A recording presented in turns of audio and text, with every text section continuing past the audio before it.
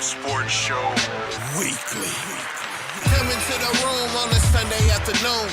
Nyo Weekly, lower in the boom. Step into the room on a Sunday afternoon, and it's Nyo Weekly, lower in the boom. Make some noise for your host, Nico. Lower in the boom. Make some noise for the OG. Lower in the boom. 950 Cav. Lower in the boom. And TJ Jones. Lower in the boom. Step into the room on a Sunday afternoon, and it's Nyo Weekly, lower in the boom. Step into the room on a Sunday afternoon, and it's Nyo Weekly, lower in the boom.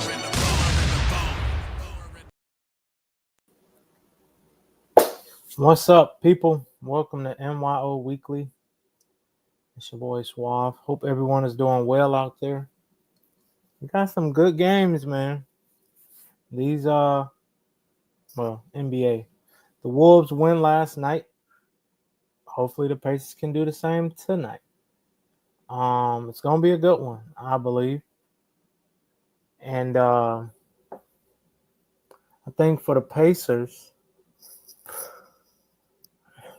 they're just a better team from the looks of it. I think the Knicks, I can't call it. I think they got them numbered. In these playoffs so far, the Knicks, on paper, have the better team. It's just, I guess, strategy, you want to say, or however you want to call it. I think it's strategy. And the way the Pacers are just, outpacing them, no pun intended. But for the Knicks to do like the Wolves and win tonight, they're going to have to. Everybody got to contribute, at least 10 or better. I think Cat and Bronson, they got to do their big one.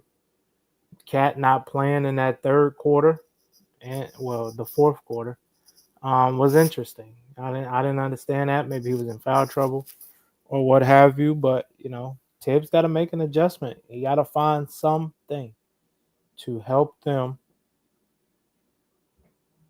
not tie the series, but help them at least win a game. You win a game, you get a little confidence. But now if I'm Indiana, you don't want this game to go back to New York. That's easier said than done. But I have a feeling this game, some way, somehow, I think if I'm the Knicks, you just take it one game at a time. But I think it will get back to New York. And then at that point, it's a toss-up. But as we have seen, the last series for Indiana, I want to say they lost game 3 at home, but they won game 4. And then they won, game 5. So, maybe getting back home or them being a road team ain't the worst. But I will say this. If I'm the Pacers, just take them out. 2 games. You got 2 games before you can get back to the NBA Finals. First time since Reggie Miller was on the team and all that. So it's just one of them things, man, that you cannot give the Knicks can't give them any breathing room. You can't. You gotta take them out because, Bronson and Tibbs and Cat, you give them any inkling, any chink in the armor, it may be a rough one. Maybe a rough series. You can't let it get to 7 because game 7 would be back in New York. And at that point, it's any man's game. But, yeah. And we got a video. Some callers out of New York. We have players like Precious Achua. We have players like Salmon.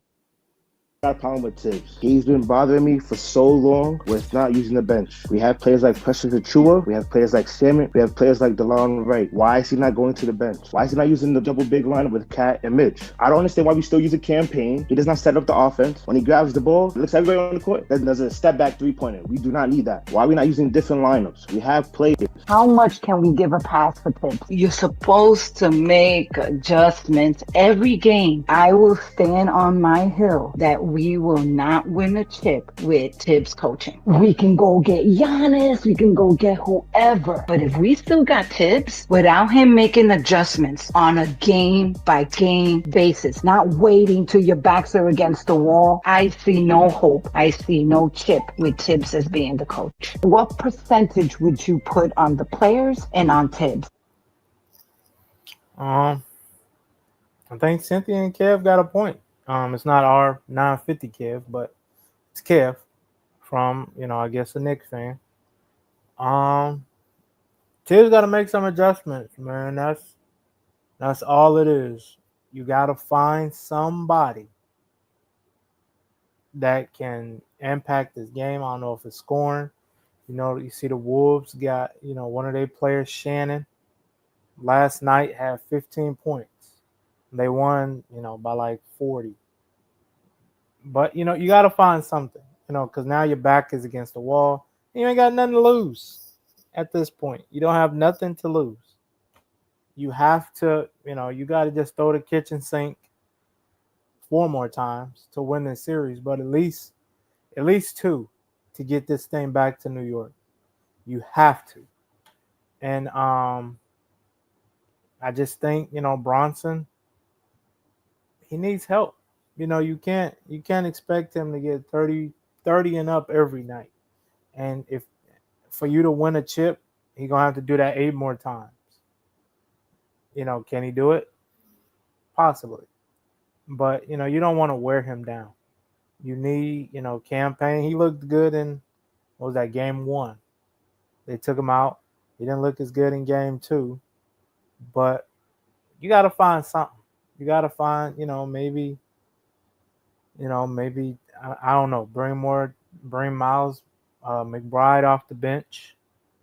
Well, not bring him off the bench, but start him. Maybe Josh Hart off the bench. I don't know. You got to figure it out because, at this point, Indiana got your number and they at home. It's a toss-up. But in this other series, the Wolves just won their first game of the series. They're down 1-2 with another game in Minnesota tomorrow. It was a big win. They won by 40. But I think for them to I don't think every game you're gonna win by 40. You gotta win. You're gonna have to figure it out. These close games, maybe Shannon is, somebody that can come through big for them to help them win 3 more games. We're gonna see. But I was telling people pretty much for the Wolves, not gonna win a game unless Julius Randle and Anthony Edwards have big nights. They both got to get you 20 or better because, OKC, they're just like Indiana. They can throw.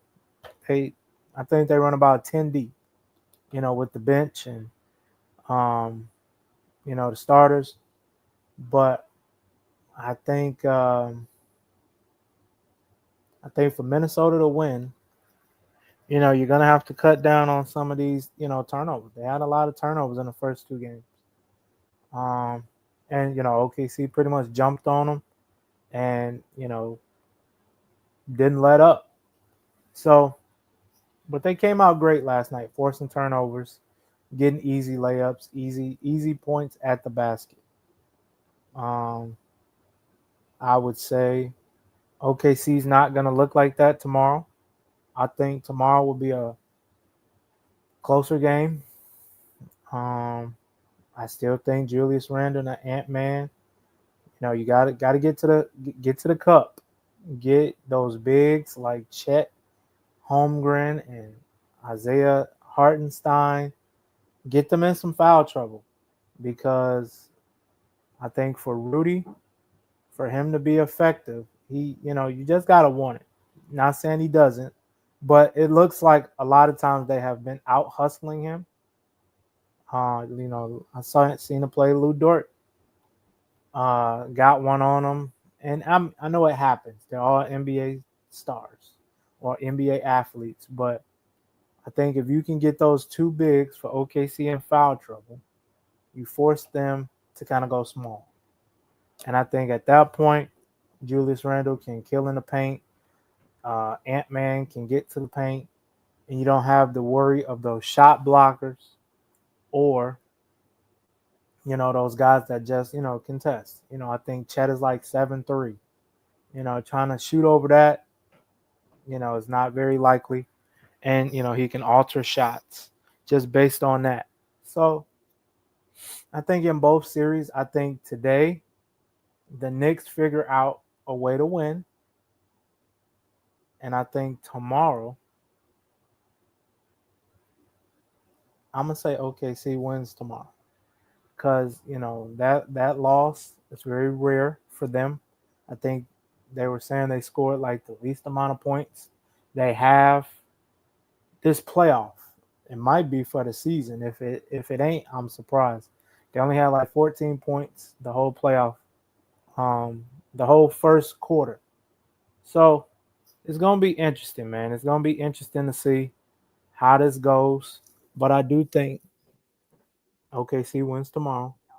I think Indiana wins tonight, and I mean not Indiana. I think the Knicks. I think the Knicks figure it out. Get game 3. Um, get that monkey off their back, and it's gonna be a good game. It's gonna be a good game. I think tonight is gonna look very similar to game 2, but I think this time Bronson, he's gonna get his help. He's not gonna have to shoot a half court 3 with 10 seconds left. And he's gonna get his help. I think the rest of them, Bridges, he's been doing well. I think Josh Hart, he's gonna have to, double, 10 and 10, and just be impactful. Get to the rim, get maybe Miles Turner or Pascal Siakam. Gotta get one of them in foul trouble, man, because Pascal looked good. He looked real good game 2. That boy had about 30. And then in game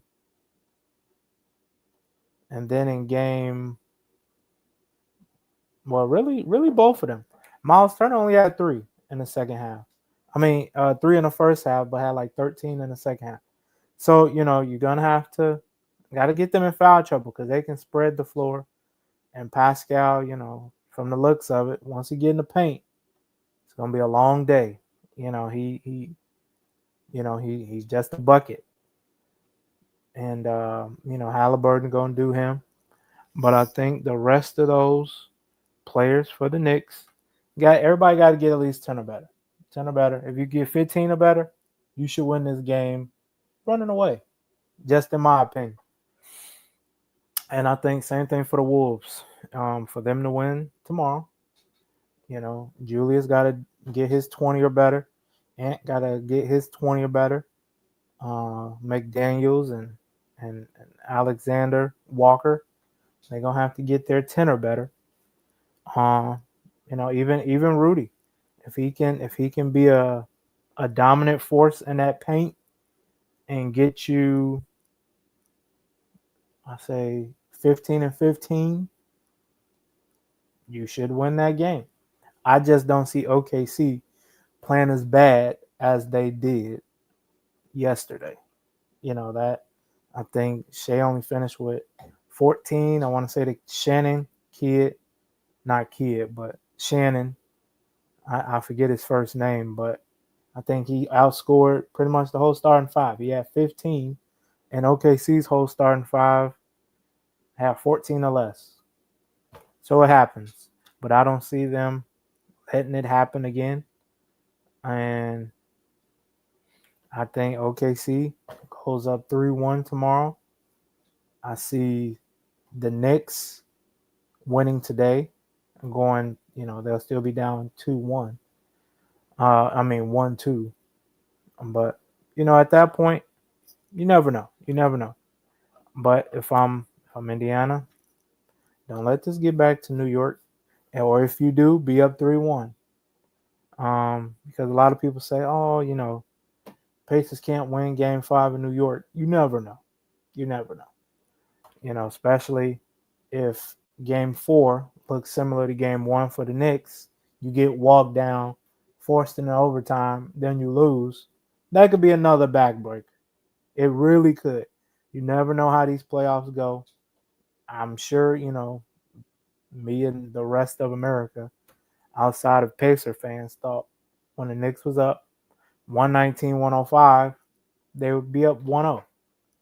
But, Naismith or Nemhard, I forget my man name, number 23, he went off. Had 30. I think he hit 5 or 6 threes in the fourth quarter alone.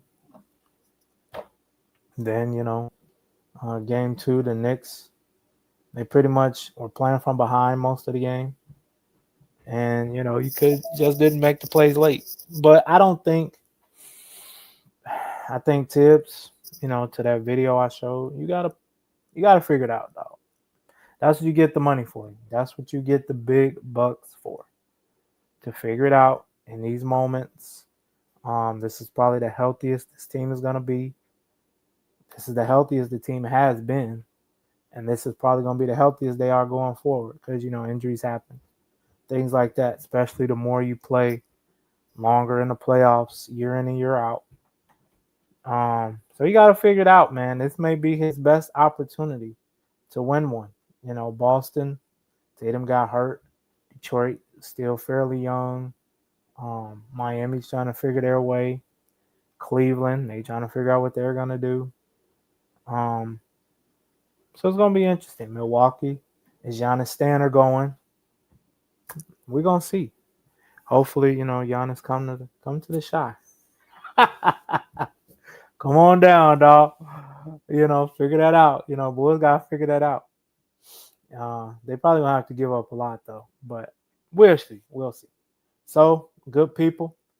Just wanted to come on for a quick one. The fellas had some other works and events to attend, so still here for them. Real quick, I know we did our schedule release, I want to say last Wednesday before last. I think the Bears say 9-8, 10-7. Do they make the playoffs? Probably not. It's gonna be tough. It's gonna be tough for sure. But I don't think. What's up, Vale? I don't think. I think it's gonna be tough, man. Maybe 7 seed. Maybe 7 seed. We gonna see. We gonna see. But I hope they. I hope they just look better than they have been. And the Bears I'm talking about. So we're gonna see, man. But appreciate y'all. See you all next week. Me and the guys will all be back. And we'll see you soon.